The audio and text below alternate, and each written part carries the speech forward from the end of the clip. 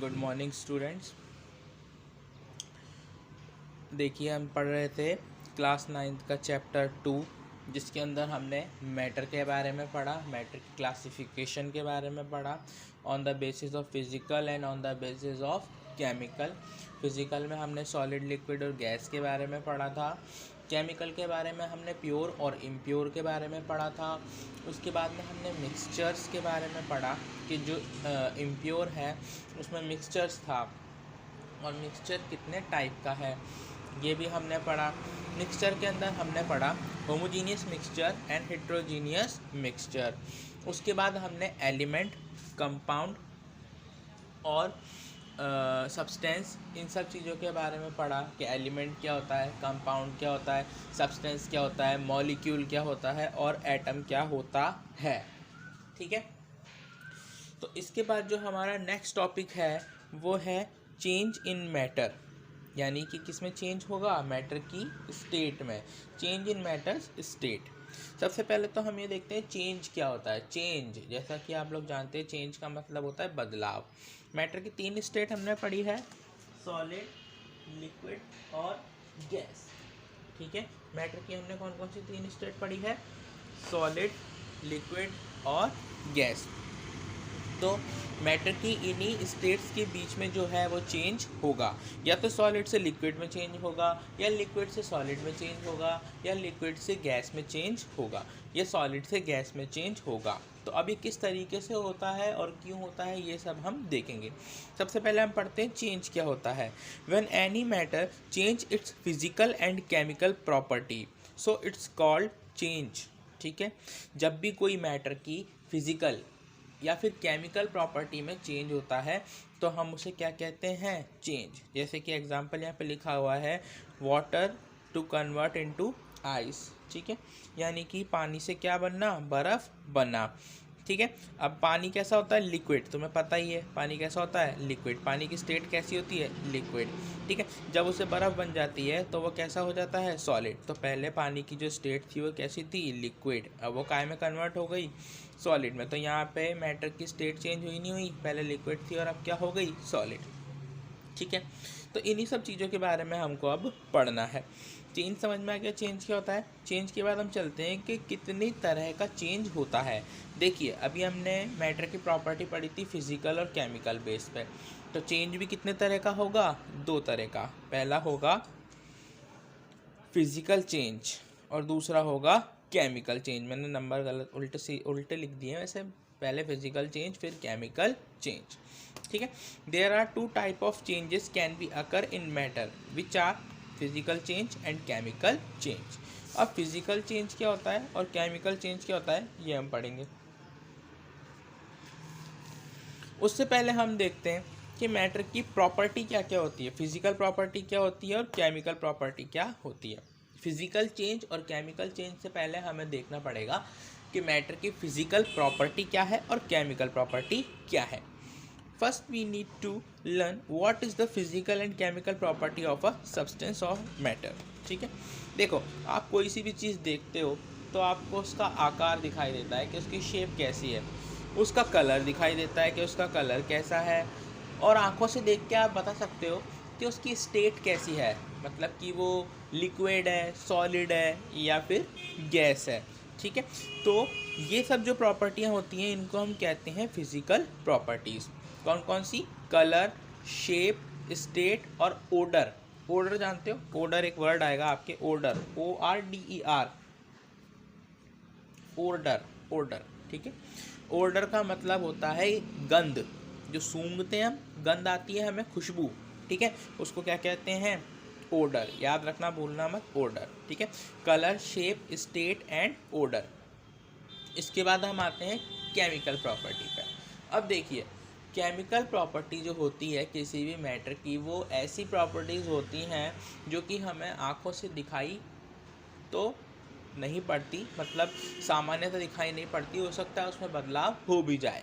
जैसे कि bond, chemical bond, कि भाई केमिकल बॉन्ड किस तरह का है, किस नेचर का है किसी मैटर में। ठीक है, और अगर उसमें केमिकल बदलाव हुआ है तो उसकी जो रासायनिक संगठन है, जैसे कि कोई चीज़ है भाई, कार्बन है। ठीक है, कार्बन है, कार्बन आप लोग जानते हैं, कार्बन को हम कैसे लिखते हैं, C से। कार्बन, हर चीज़ में कार्बन होता है। लकड़ी में क्या है, कार्बन। पेपर में क्या है, कार्बन। जब इन्हें जलाया जाता है, ठीक है, जब इन्हें क्या करा जाता है, जलाया जाता है, तो जलेगा तो वायुमंडल से क्या लेगा, ये ऑक्सीजन, ठीक है। तो क्या बना लेगा ये, जलकर कार्बन डाइऑक्साइड, ठीक है। तो इनके बीच में क्या बन गया, बॉन्ड। पहले ये कैसे थे, अलग अलग, और बाद में क्या बन गया, बॉन्ड। तो इस तरह के चेंजेस जो कि उनके बॉन्ड से रिलेटेड होते हैं, यानी उनके बीच में जो बंध बनते हैं उससे रिलेटेड होते हैं, उन्हें हम कहते हैं केमिकल प्रॉपर्टीज़। उन्हें क्या कहते हैं, केमिकल प्रॉपर्टीज़। अब हम पढ़ेंगे कि फिजिकल चेंजेस क्या होते हैं। Those changes in which only physical property of a substance is changed, such as color, odor, state, and no chemical bond are formed and no new substance is formed, these are called physical changes. तो physical change क्या होते हैं, आपको ये समझ में आया कि ऐसे चेंज जो कि किसी भी पदार्थ की भौतिक अवस्था में होते हैं, जैसे कि कलर और उसकी अवस्था और उसकी गंध इत्यादि। इस तरह के बदलाव में किसी भी तरह का नया पदार्थ नहीं बनता और किसी भी तरह के नए बंध का फॉर्मेशन भी नहीं होता। मतलब भी किसी भी तरह के नए बंध का निर्माण नहीं होता, न किसी भी तरह के नए पदार्थ का निर्माण होता है। इस तरह के बदलाव को हम फिजिकल चेंजेस कहते हैं, ठीक है।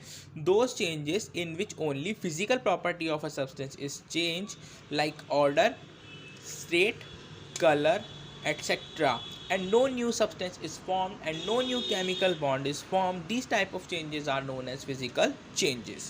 For example, H2O, वही हमारा पुराना एग्जाम्पल आ जाएगा भाई, पानी वाला। बस यहाँ पे थोड़ा सा इसे H2O करके लिख दिया गया है। वाटर भी चाहो तो लिख सकते हो, वाटर को H2O कन्वर्ट्स इनटू H2O, ठीक है। यानी कि पहले क्या था, आइस, यानी जमा हुआ था। जब इसे बाहर निकाल के रखा तो क्या हो गया, ये पिघल गया, यानी कि वाटर में कन्वर्ट हो गया। तो पहले इसकी स्टेट कैसी थी, सॉलिड, और अब कैसी हो गई, लिक्विड। यहाँ पे खाली वाटर की क्या चेंज हुई है, स्टेट।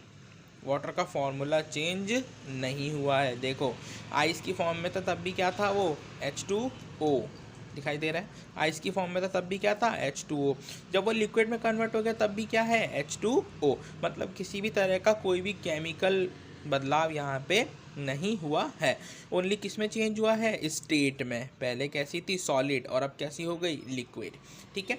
तो इस तरह के बदलाव जो कि केवल मैटर की काय में हो, स्टेट में हो, या फिर उनकी स्मेल में हो या कलर में हो, तो इस तरह के चेंजेस को क्या कहेंगे हम, फिजिकल चेंजेस, ठीक है। आगे चलते हैं। Chemical changes, those type of changes which can be occur not only in physical properties but also in chemical properties of a matter, so a new substance or a new type of bond is formed, these type of changes is called chemical changes। मतलब कि ऐसे बदलाव जो कि किसी पदार्थ की ना केवल भौतिक अवस्था में हो बल्कि उसकी रासायनिक अवस्था में भी बदलाव हो, और इन बदलावों के कारण से क्या हो, एक तो नए बॉन्ड की फॉर्मेशन हो, नए बंध की फॉर्मेशन हो, और किसी नए पदार्थ की रचना हो। इस तरह के बदलाव को हम क्या कहते हैं, केमिकल चेंजेस, ठीक है। और अगर इसकी दूसरी डेफिनेशन देखें सिंपल शब्दों में, those type of changes called chemical changes. यहाँ पे से यहाँ तक आप टिक कर लीजिएगा, इसकी डेफिनेशन है, और इसे याद करो तो कर लेना, लिख लेना कॉपी के अंदर, यहाँ से लेके पूरी यहाँ तक। इसका एग्जाम्पल वही लकड़ी का जलना या फिर पेपर का जलना या कोई सा भी कुछ भी, ठीक है। कार्बन, C, कार्बन यानी कि कार्बन, ठीक है। कार्बन देखो हर चीज़ में होता है, मतलब ऐसा भी नहीं कि सब चीज़ में कार्बन होता है। जितनी भी लिविंग थिंग्स है यानी कि जिंदा चीज़ें, उन सब में क्या उपस्थित है, कार्बन, ठीक है। तो लकड़ी में क्या होता है, कार्बन। कागज़ में क्या होता है, कार्बन। प्लास्टिक में क्या होता है, कार्बन। जब आप इन सब चीज़ों को जलाते हो तो क्या होता है, ये जल जाती हैं और काय में बदल जाती हैं, राख में। तो एक बात मुझे बताओ कि लकड़ी भाई पहले जैसी थी तो क्या उसका वजन जलने के बाद उतना ही होता है क्या, नहीं। लकड़ी के जलने के बाद उसका वजन कैसा हो जाता है, कम। अब लकड़ी जली तो उसका बाकी का हिस्सा कहाँ गया, उसका बाकी का हिस्सा क्या हुआ, भाप बन के, गैस बन के उड़ गया, ठीक है।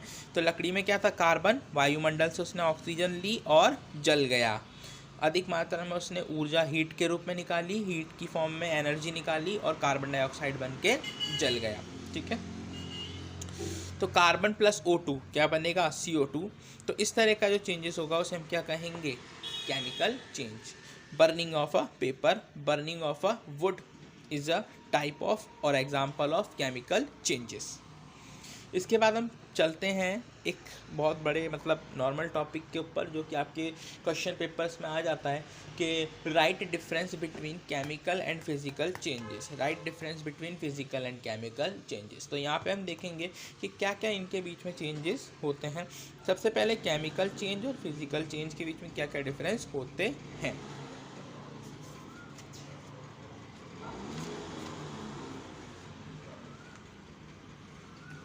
ये रहा difference between physical and chemical change. Physical change are reversible. भाई फिजिकल चेंज जो होते हैं वो कैसे होते हैं, रिवर्सेबल।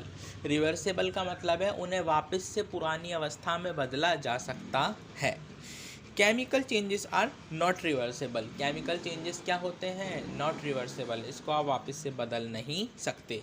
उदाहरण के तौर पे अगर आप पेपर लें, पेपर को क्या करें, बीच से फाड़ दें, तो ये कैसा बदलाव है, फिजिकल चेंज, ना कि केमिकल चेंज। ठीक है, पेपर बीच से फट गया, अब आप उसे क्या करें, एक दिन तक पानी में भिगो के रखें, उसके बाद जब उसकी लुगदी बन जाएगी तो दोबारा से उससे क्या होगा, वैसा का वैसा पेपर बना सकते हैं। तो पेपर में जो हमने भौतिक चेंज या फिर फिजिकल चेंज किया था उसे हमने वापस से काय में बदल दिया, पेपर में बदल दिया। तो पेपर में जो फिजिकल चेंजेस था उसे हम वापस से कन्वर्ट कर सकते हैं, मतलब कि फिजिकल चेंजेस आर रिवर्सेबल। ठीक है, और अगर मैं पेपर को जला दूं तो पेपर की क्या बन जाएगी, राख। तो क्या मैं राख से दोबारा पेपर बना सकता हूं क्या, नहीं। तो इस तरह के बदलाव को क्या कहते हैं, केमिकल चेंज। और ये कैसे नहीं होते, रिवर्सेबल नहीं होते, इन्हें दोबारा बदला नहीं जा सकता, एक बार हो गए तो हो गए। ठीक है, इसके बाद है new substance is formed. Paper को बीच से फाड़ेंगे तो कुछ नया बनेगा, क्या रहेगा, तो वो पेपर ही, कुछ भी नया नहीं बनेगा। न्यू सब्सटेंस इज फॉर्म्ड, इसमें न्यू सब्सटेंस नहीं बनता। No new substance is formed, इसमें न्यू सब्सटेंस नहीं बनता। There is no new substance is formed in physical changes. There is new substance is form in chemical changes, मतलब कि नए तरह का पदार्थ बनता है। अगर हम पेपर को जला देंगे तो पेपर से क्या बन जाएगी, कार्बन डाइऑक्साइड और राख। ठीक है, दो नए पदार्थ बन गए। इसके बाद में है no new chemical bond is formed. Paper को जब आप बीच से फाड़ोगे तो वो पेपर ही रहेगा, उसमें किसी भी तरह के रासायनिक बंध यानी कि केमिकल बॉन्ड में चेंजेस नहीं होगा।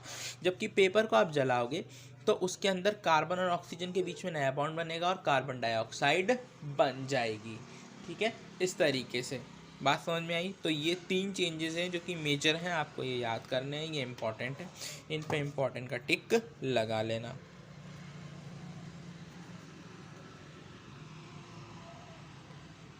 इसके बाद है changes of state. Changes of state यानी कि जो मैटर हमने देखा सॉलिड, लिक्विड और गैस 3 स्टेट में था, तो अब हम इनके इंटर कन्वर्जन के बारे में पढ़ेंगे कि लिक्विड से सॉलिड में जब मैटर कन्वर्ट होता है तो उसकी क्या क्या कंडीशंस होती हैं और उसे क्या कहा जाता है। जब सॉलिड से लिक्विड में कन्वर्ट होता है तो उसकी क्या क्या कंडीशन होती है और उसे क्या कहा जाता है, और जब सॉलिड से गैस में कन्वर्ट होता है तो उसकी क्या क्या कंडीशन होती है और उसे क्या कहा जाता है, और टेम्परेचर और प्रेशर का इन पे क्या क्या इफ़ेक्ट होता है। सबसे पहले जब मैं तुम्हें पढ़ाया था तब मैंने बताया था कि कोई भी पार्टिकल्स जो होता है उसकी कुछ प्रॉपर्टी होती है, जो मैटर होता है उसकी क्या होती है, पार्टिकल्स की प्रॉपर्टी होती है। Particles of matter are continuously moving, particles of matter are attracting to each other, ये प्रॉपर्टीज़ हमने पहले पढ़ी थी। तब मैंने एक लाइन और कही थी कि जो भी कोई चीज़ मूव करती है तो उसके अंदर कौन सी एनर्जी होती है, काइनेटिक एनर्जी, ध्यान रखना। तो पार्टिकल्स के मैटर जो है वो मूव कर सकते हैं तो उनके अंदर कौन सी एनर्जी प्रेजेंट होती है, काइनेटिक एनर्जी। ठीक है, इसके बाद हमने क्लासिफिकेशन मैटर में स्टेट ऑफ मैटर पढ़ी थी, फिजिकल, सॉलिड, लिक्विड और गैस। सॉलिड के जो पार्टिकल्स थे कम दूर दूर थे, लिक्विड के ज़्यादा दूर दूर थे और गैसों के बहुत दूर दूर थे। तो काइनेटिक एनर्जी जो थी वो सॉलिड में कम थी, लिक्विड में ज़्यादा थी और गैसों में सबसे ज़्यादा थी। देखो, अब किसी भी कण को यानी कि पदार्थ को जब आप गर्म करते हो तो उसके पार्टिकल्स की काइनेटिक एनर्जी क्या होती है, बढ़ती चली जाती है। ठीक है, यानी किसी भी आप ठोस पदार्थ को क्या करोगे, गर्म, तो उसके पार्टिकल्स की काइनेटिक एनर्जी क्या होगी, बढ़ेगी। जैसे जैसे पार्टिकल्स की काइनेटिक एनर्जी बढ़ेगी वैसे वैसे उनका मूवमेंट यानी कि उनकी स्थिति पे उनका जो वाइब्रेशन है वो क्या होगा, बढ़ेगा। एक टाइम ऐसा आएगा कि जब पार्टिकल्स के बीच में जो अट्रैक्शन फोर्स लगती है, हमने कहा था इंट्रामोलिकुलर फोर्स ऑफ अट्रैक्शन, वो क्या होगी, कम होती जाएगी और पार्टिकल्स यहाँ से वहाँ आसानी से मूव कर पाएगा। जब पार्टिकल यहाँ से वहाँ आसानी से मूव कर पाएगा तो क्या होगा, उसकी स्टेट में चेंज हो जाएगा। पहले वो सॉलिड था, अब काय में कन्वर्ट हो जाएगा, लिक्विड में। ठीक है। Particles of matter have kinetic energy and when temperature is rise so kinetic energy of a particle become higher and its overcome to attraction force and state of matter will be change। अब देखते हैं हम solid के ऊपर temperature का क्या फ़र्क पड़ता है। When we rise temperature of a solid, so after a certain temperature it will become convert into liquid। ठीक है, मतलब कि अगर आप किसी सॉलिड यानी ठोस पदार्थ का टेम्परेचर यानी तापमान बढ़ाओगे तो एक टाइम ऐसा आएगा जब वो अपनी ठोस अवस्था से कैसी अवस्था में आ जाएगा, द्रव अवस्था से, सॉलिड से काय में आ जाएगा, लिक्विड में। ठीक है, और इसको क्या कहते हैं हम, जब कोई सॉलिड लिक्विड में कन्वर्ट होता है तो उसे कहते हैं फ्यूजन। ठीक है, सॉलिड से लिक्विड में कन्वर्ट होना क्या कहलाता है, फ्यूजन। ठीक है, मेल्टिंग पॉइंट, मेल्टिंग पॉइंट क्या होता है अब हम ये भी देखेंगे। अ temperature at which a solid convert into its liquid state it's called it's melting point. मतलब कि वह टेम्परेचर, वो टेम्परेचर जिस पर कोई भी सॉलिड अपनी सॉलिड स्टेट से लिक्विड स्टेट में चेंज होता है उसे हम कहते हैं उसका मेल्टिंग पॉइंट। तो फ्यूजन समझ में आया क्या होता है भाई, सॉलिड से लिक्विड में कन्वर्ट होना क्या कहलाता है, फ्यूजन। इसके बाद हम आते हैं लिक्विड पे। When we rise of the temperature, so liquid converts into gas। जब हम, अब देखो भाई, सॉलिड के संग टेम्परेचर इंक्रीज किया तो सॉलिड काय में कन्वर्ट हो गया, लिक्विड में। अब लिक्विड के अंदर टेम्परेचर इंक्रीज करोगे तो लिक्विड काय में कन्वर्ट हो जाएगा, गैस में। ठीक है, so when we rise of the temperature so liquid converts into gas state. अब देखें भाई, इसको क्या कहते हैं, जब लिक्विड गैस में कन्वर्ट होता है तो उसे कहते हैं वेपराइजेशन। उसे क्या कहते हैं, वेपराइजेशन। ठीक है, अ temperature at which any liquid convert into gas face at 1 atm। यहाँ पे ये चीज़ ध्यान रखना कि 1 atm जो मैंने लिखा है ये इंपॉर्टेंट है, ये आपको इसकी डेफिनेशन में लिखना ही लिखना है। 1 atm, 1 atm का मतलब है, देखो बच्चों, जो वायुमंडल हमारे आसपास उपस्थित है, वायुमंडल तो जानते हो, एटमॉस्फेयर जिसको हम कहते हैं इंग्लिश में। एटमॉस्फेयर में क्या है, काफ़ी सारी गैसेस प्रेजेंट हैं। अब ये क्या करती है, हमारे ऊपर प्रेशर लगाती हैं। ठीक है, तो ये जो नॉर्मल कंडीशन में जितना प्रेशर लगाती हैं उसको कहते हैं 1 एटमॉस्फेरिक प्रेशर, 1 atm, इसको कहते हैं 1 एटमॉस्फेरिक प्रेशर। तो ये लिखना यहाँ पे बहुत ज़रूरी है। अ temperature at which any liquid convert into gas face at 1 atm it's called it's boiling point. ठीक है, मतलब कि किसी भी लिक्विड को इतना गर्म किया जाए 1 एटमॉस्फेरिक प्रेशर पर कि वो काय में कन्वर्ट हो जाए, अपनी गैस फेज में। तो उस जिस टेम्परेचर पर वो कन्वर्ट होगा उस टेम्परेचर को कहेंगे उसका बॉइलिंग पॉइंट। ठीक है, और जब लिक्विड गैस में बदलेगा तो उसे क्या कहेंगे, वेपराइजेशन। इसके बाद हम देखते हैं लेटेंट हीट क्या होती है, लेटेंट हीट। ठीक है, latent heat of fusion and latent heat of vaporisation. Fusion, जैसा कि फ्यूजन अभी हमने यहाँ पे पढ़ा कि भाई सॉलिड से लिक्विड, तो इसका लेना देना किससे होगा, सॉलिड से लिक्विड फेज में। इसका लेना देना किससे होगा, लिक्विड से गैस फेज में। The amount of heat of required for 1 kilogram of any solid converts into its liquid state. मतलब कि 1 किलोग्राम आपने कोई भाई सॉलिड पदार्थ ले लिया है, अब उसे हमें काय में बदलना है, लिक्विड में बदलना है। अब 1 किलोग्राम सॉलिड को हमें लिक्विड में बदलने के लिए जितनी आवश्यक हीट यानी जितनी हमें हीट की ज़रूरत पड़ेगी, कितने प्रेशर पर, 1 एटमॉस्फेरिक प्रेशर पर, तो उसको क्या कहेंगे, उसका लेटेंट हीट ऑफ फ्यूजन। ठीक है, ये इसकी डेफिनेशन लिखी हुई है लेटेंट हीट ऑफ फ्यूजन की, इसे ध्यान से पढ़ लेना। वैसे मैंने तुम्हें समझा दी है, आई होप तुम्हें समझ में आ गई हो, और अगर ना आई है तो वापस से पूछ लीजिएगा, मैं एक बार और एक्सप्लेन कर दूंगा और अच्छे से एक्सप्लेन कर दूंगा। ठीक है। इसी तरीके से लेटेंट हीट ऑफ वेपराइजेशन होती है। The amount of heat required to convert 1 kilogram of liquid into gas phase at 1 atmospheric pressure, it's called it's latent heat of vaporisation. ये भी इंपॉर्टेंट है, इसको भी इंपॉर्टेंट मार्क आप कर लो कि भाई ये भी आ जाता है कि what is the latent heat of fusion, what is the latent heat of vaporisation. ठीक है। इसके बाद हम आते हैं गैसों के ऊपर। देखो भाई गैसों के बारे में हमने पढ़ा है कि गैसें कैसी होती है, कंप्रेसेबल। पहले हम पढ़ के आ चुके हैं कि gases are compressible, much compressible than water and solid. Gases are compressible, highly कंप्रेसेबल।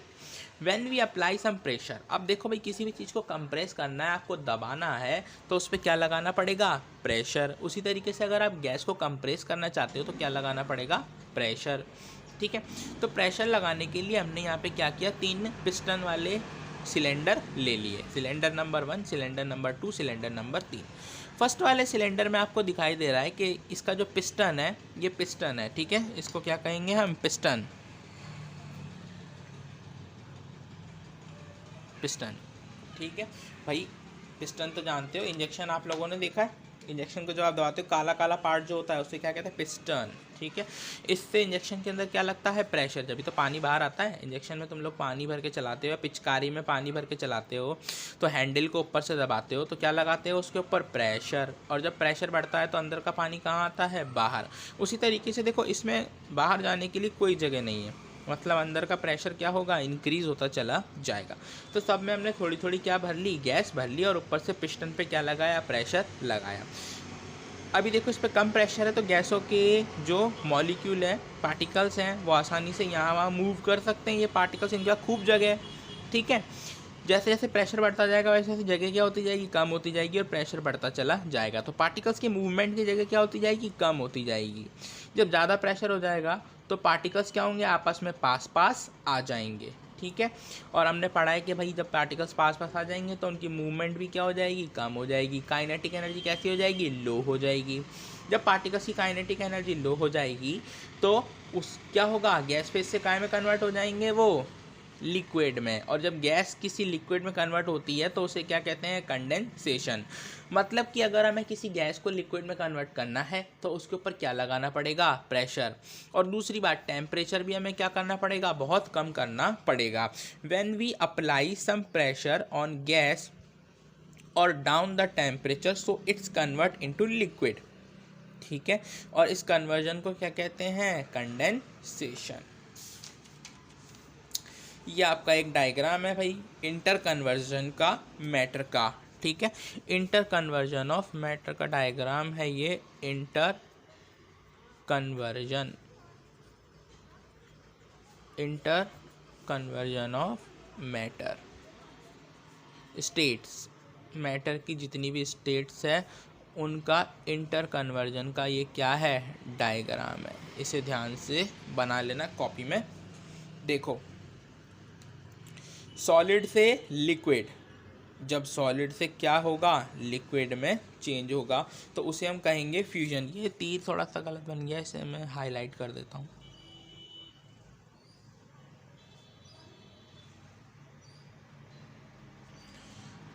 Solid से लिक्विड में चेंज होगा तब तो कहेंगे फ्यूजन।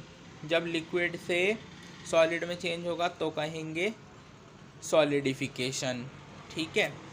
लिक्विड से गैस में चेंज होगा तो कहेंगे वेपराइजेशन। जब गैस से लिक्विड में चेंज होगा तो कहेंगे कंडेंसेशन। जब सॉलिड से गैस में चेंज होगा तो कहेंगे सब्लिमेशन।